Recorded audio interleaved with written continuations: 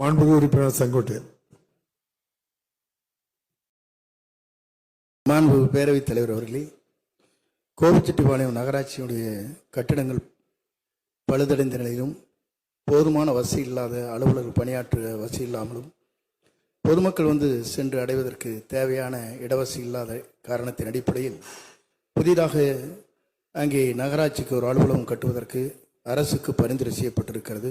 அதை அரசு உடனடியாக ஆய்வில் எடுத்துக்கொள்ளுமா என்பதை உங்கள் மூலமாக அறிய விரும்புகிறேன். மாண்புமிகு அமைச்சர் அவர்கள். மாண்புமிகு பேரவைத் தலைவர்களே, ஏற்கனவே இருக்கிற வணிக வளாகங்கள் இங்கே புதிதாக கட்டப்பட்டிருக்கிறது.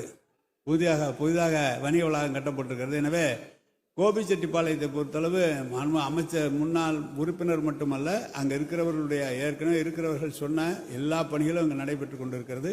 இப்போதும் மாண்புமிகு உறுப்பினர்கள் புதிய அலுவலக கட்டடம் வேண்டும் என்று கேட்டிருக்கிறது. புதிய அலுவலக கட்டம் ஏற்கனவே விரிவான திட்டறிக்கை மட்டும் தயாரிக்கப்பட்டு இருக்குமானால் அதை தாண்டி எடுத்துக்கொள்ளப்படும். மாண்புமிகு உறுப்பினர் கிருஷ்ணசாமி. மாண்புமிகு உறுப்பினர் செங்கோட்டையன். மாண்புமிகு பேரவைத் தலைவர் அவர்களே, கோபிச்செட்டிப்பாளையம் நகராட்சியுடைய கட்டிடங்கள் பழுதடைந்த நிலையிலும் போதுமான வசதி இல்லாத அலுவலர்கள் பணியாற்ற வசதி இல்லாமலும் பொதுமக்கள் சென்று அடைவதற்கு தேவையான இடவசதி இல்லாத காரணத்தின் அடிப்படையில் புதிதாக அங்கே நகராட்சிக்கு ஒரு அலுவலகம் கட்டுவதற்கு அரசுக்கு பரிந்துரை செய்யப்பட்டிருக்கிறது. அதை அரசு உடனடியாக ஆய்வில் எடுத்துக்கொள்ளுமா என்பதை உங்கள் மூலமாக அறிய விரும்புகிறேன். மாண்புமிகு அமைச்சர் அவர்கள். மாண்புமிகு பேரவைத் தலைவர்களே, ஏற்கனவே இருக்கிற வணிக வளாகங்கள் இங்கே புதிதாக கட்டப்பட்டிருக்கிறது.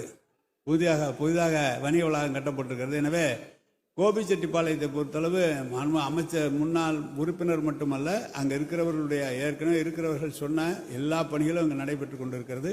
இப்போதும் மாண்புமிகு உறுப்பினர்கள் புதிய அலுவலக கட்டடம் வேண்டும் என்று கேட்டிருக்கிறது. புதிய அலுவலக கட்டம் ஏற்கனவே விரிவான